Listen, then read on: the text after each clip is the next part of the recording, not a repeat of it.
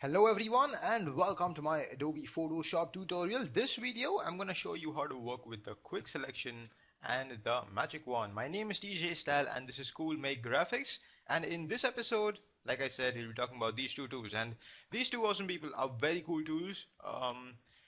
Out of these two, I would go for quick selection tool because I use it a lot of times, and let me show you how to use both of them and give you some practical examples as to where can you use them. Alright, so starting with the quick selection tool, this is, like I said, I would pick quick selection over the magic wand. But I've been in situations where just magic wand was the best. Quick selection couldn't get the work done, and magic wand was like, boof, done. Anyways, quick selection tool.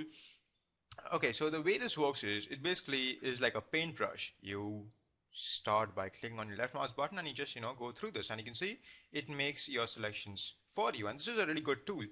The way the algorithm for this works is that it looks at color differences. So if you have an image with good contrast details, you can see that right now. You can see that there's a good specification, even though everything is red, that there is a good difference between the different kinds of red, so it can make a very neat selection for you.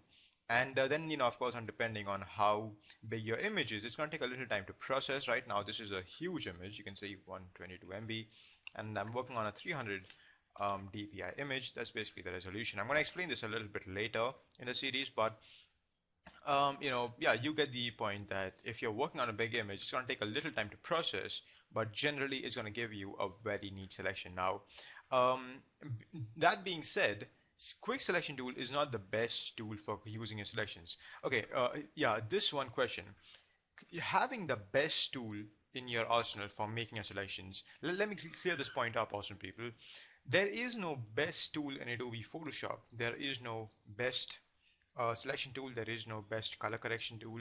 There is nothing like best in Photoshop. It depends on the situation that you're in, and accordingly you'll have to work with different tools. For example, if I was to make like a perfect selection for this, you can see right now I'm not having a very neat selection over here. So what I can do is I can go back to my polygonal lasso and I can change the mode to add to selection, and I can make a perfect selection like that. I can either remove or I can add to the selection. So this is how pros work. They don't sit down with just one tool. They go with and work with different tools, and they get the work done. That's the important part at the end.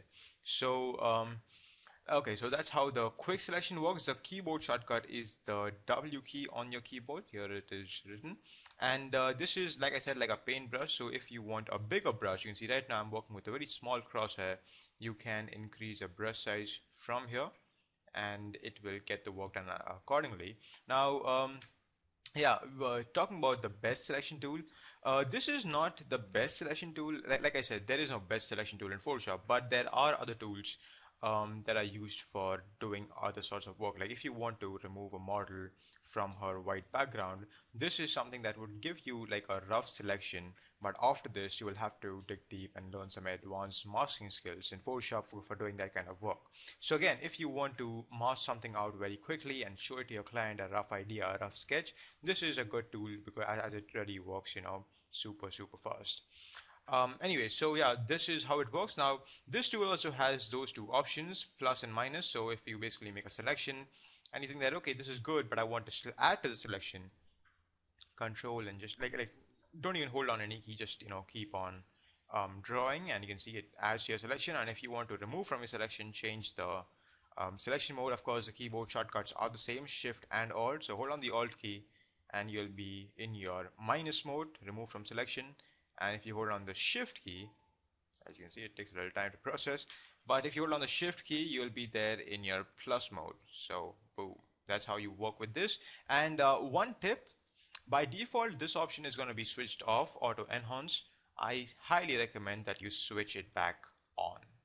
Alright, okay, so now coming to magic wand. Magic wand, awesome people, this tool too works on colors, and it sees how much color information that you have, and it selects all of that. So for example, you can see that over here we have a little darker red going on. So if I click on this, it's going to take a little time, but it's going to select everything in that color range in the image. So if I was to like mask this out, you can see that much part has been selected throughout the image. This is how magic wand works, I'm sorry. And if you basically want to improve, or like not improve but increase the hue selection, come to tolerance and increase this number.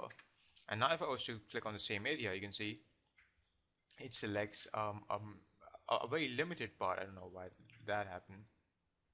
There you go, contiguous. The setting was switched on, contiguous. But you can see right now a lot more area got selected than before, because we increase the tolerance settings. And bringing to that error, contiguous. Contiguous basically is a setting where if you have this switched on, it's gonna respect the boundaries of the image. So even if I take this to say 75, if I click on this dark part and I have contiguous switched on, okay, uh, the reason it didn't work is because it found like some ways from this. But if I was to bring this down, if I was to select this,